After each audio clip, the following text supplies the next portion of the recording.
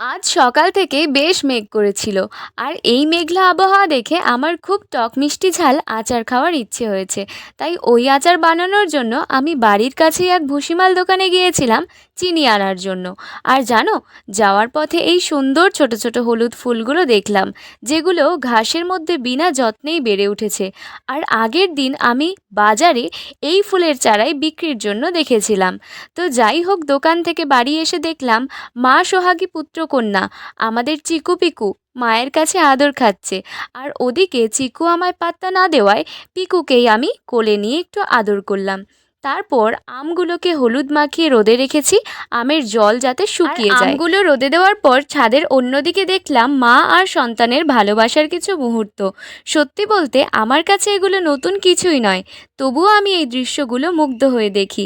আর আমার বাড়ির সবাই এদেরকে খুবই ভালোবাসে, খুবই যত্ন করে। তো যাই হোক, আচ্ছা, বাজারে তো পাকা আম সেই কবেই উঠে গেছে।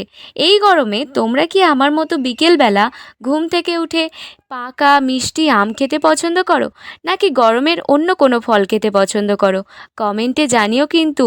তো এই ভিডিওটা এই পর্যন্তই। দেখা হচ্ছে আবারও নতুন কোনো ভিডিওতে। তো stay tuned for the next video. By.